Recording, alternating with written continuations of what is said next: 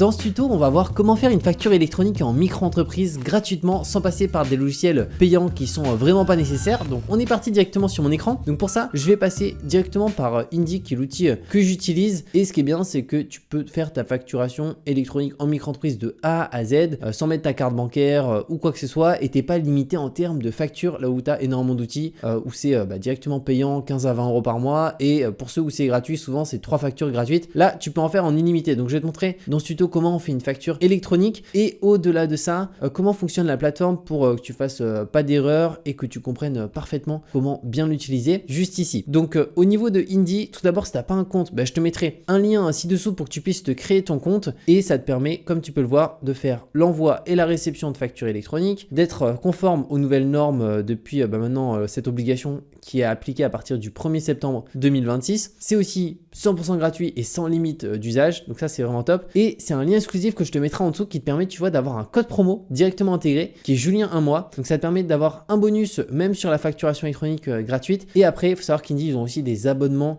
qui permettent de faire au-delà de la facturation électronique, ta télédéclaration URSSAF, déclaration de la TVA, l'aide à la déclaration d'impôt, etc. Mais c'est pas obligatoire. Si tu veux juste faire ta facturation électronique, tu peux te mettre sur la version gratuite. Donc je te mettrai directement le lien ci-dessous pour en profiter, pour avoir ce bonus à l'ouverture, parce que si tu vas sur le site d'Indy directement, tu as strictement rien d'offert. Ensuite, une fois que tu as créé ton compte gratuitement, tu vas arriver sur cette page et je vais te présenter un peu comment fonctionne l'interface. Alors là, je suis directement sur la partie facturation. C'est ce qui va nous intéresser et qu'on va voir ensemble. Alors tout d'abord, tu vas avoir le total facturé. Donc ça, c'est l'argent que tu as facturé à tes clients directement. Alors de base, tu auras à zéro, mais petit à petit, dès que tu as facturé des clients, ça va s'ajouter juste ici. Et après, tu as 3 catégories. Tu as le encaissé. Donc ça, c'est de l'argent que tu as reçu sur le compte bancaire directement relié à ta micro-entreprise. Tu as le non payé et l'en retard. Donc là, pour le coup, effectivement, j'ai un client qui m'a pas payé et qui est en retard de paiement de quelques jours. Donc c'est pour ça que je le relance pas tout de suite. Mais tu vois, dès qu'il va me payer, en fait, vu que j'ai relié mon compte pro directement sur Indy, donc tu n'es pas obligé de le connecter. Moi, j'ai préféré le connecter. Comme ça te permet d'avoir tout qui remonte au niveau des paiements et des non payés, des encaissés et tout. Et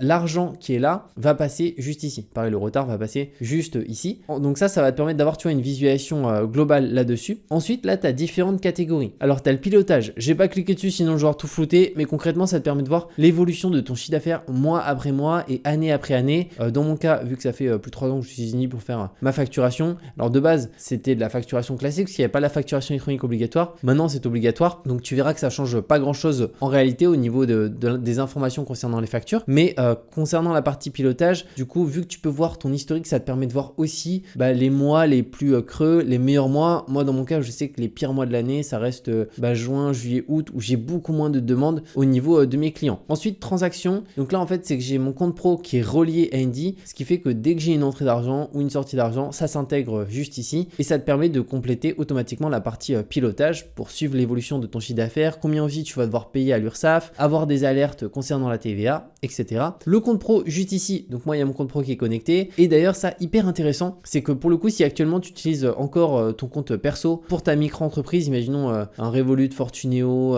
ou Boursobank ou autre, sache que déjà ils interdisent de base l'utilisation dans leurs conditions du compte perso pour une activité pro et là Indy tu peux ouvrir un compte pro qui est gratuit, donc c'est un vrai compte pro, donc ça c'est vraiment bien et moi c'est celui que j'ai, en fait j'ai 2 cartes en plus, il y a une Mastercard Corporate, il y a une carte virtuelle et c'est vraiment hyper intéressant et si tu payes ton compte pro actuellement quelque part où tu payes 15 euros par mois, 20 euros par mois, clairement ne paye plus, passe chez Indy, dès que tu as ton compte, tu peux l'ouvrir gratuitement. Alors je sais pas s'ils vont le laisser gratuit indéfiniment, mais clairement actuellement il est gratuit sans aucune limite d'usage, donc moi je t'invite dès que tu as ton compte Indy, au niveau, dès que tu ouvres ton compte juste après cette vidéo, à ouvrir ton compte pro qui est vraiment gratuit. Ensuite à faire, là c'est notamment, tu vois, on a un petit 3, donc ça peut être quand je suis en période déclarative au niveau de l'URSSAF en micro-entreprise, ça peut être concernant aussi l'avis de CFE à compléter, aussi la partie impôt sur le revenu, la période déclarative, etc. Donc ça c'est à prendre en considération. Et facturation, c'est ici que tu vas pouvoir faire ta facturation électronique en micro-entreprise gratuitement. Donc pour ça, là directement, dès que tu arrives ici, tu vas cliquer sur nouveau juste là. Et là, tu vois, on peut créer un devis, une facture, tu peux aussi créer une facture récurrente. différentes. Si un client, imaginons,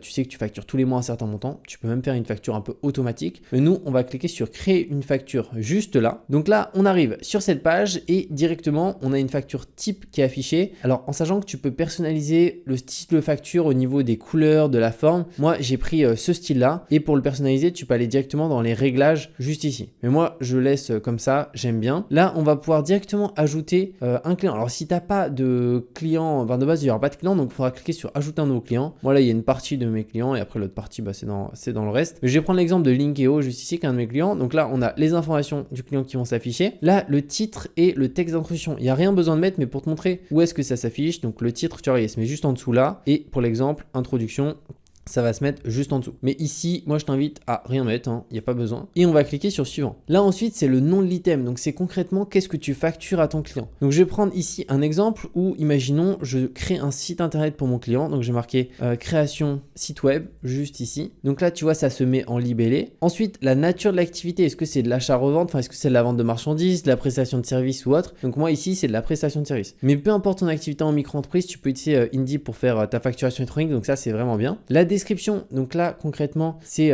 pas obligatoire, mais c'est d'écrire un peu qu'est-ce que tu factures au client. Donc moi imaginons c'est achat du nom de domaine pour l'exemple. Hébergement du site web, ça pourrait être création des pages, voilà, et mise en place de 2 articles. On va partir là-dessus. Imaginons c'est ce que je facture au client, mise en place de 2 articles. Donc là, on a nos informations. Imaginons le site web, je l'ai facturé 740 € hors taxe. Alors ici, le hors taxe, qu'est-ce que ça signifie? En fait, si tu n'es pas assujetti à la TVA, donc si tu fais de la prestation de service comme moi ou tu as une activité libérale, c'est autour des 36 000 à 39 000 € par an. Donc si tu es en dessous, tu n'es pas assujetti à la TVA. Donc dans ce cas-là, tu restes en hors taxe. Par contre, si tu es assujetti à la TVA, dans ce cas-là, il faut se mettre en TTC avec le taux de TVA. En général, c'est du 20%, mais si tu vends des livres, il me semble que c'est 10%. L'alimentation, c'est 5,5%. Donc ça va dépendre de ce qui est vendu. Mais là, dans ce cas-là, il faudra adapter. Donc moi, je mets TVA à 0, tu vois, juste ici. Là, après, tu peux ajouter aussi un deuxième item. Donc si, imaginons, au-delà de ça, j'ai fait la création d'un logo pour ce client, tu vois, ça me rajoute une deuxième ligne. Imaginons création d'un logo,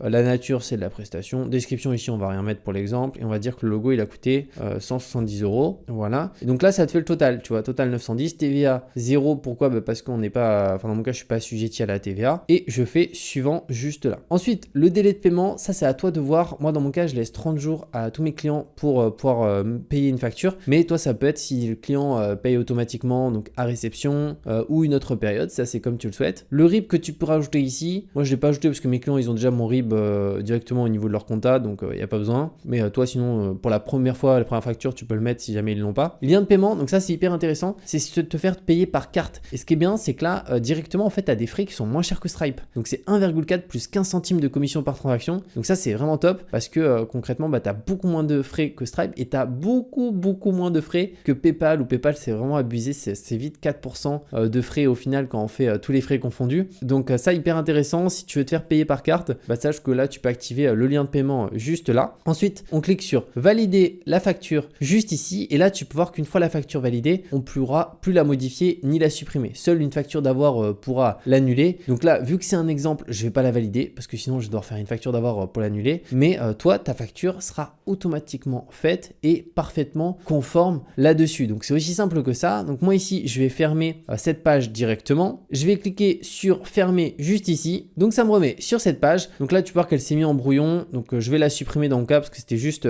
pour l'exemple. Juste ici. Donc là elle est supprimée. Donc voilà comment ça se passe pour faire une facture électronique gratuitement en micro-entreprise. Comme je t'ai dit, de toute manière je te mettrai le lien ci-dessous qui te permet d'avoir en plus un bonus exclusif au-delà de faire ta facturation électronique gratuitement. Et on se retrouve de toute manière très bientôt pour de nouvelles vidéos.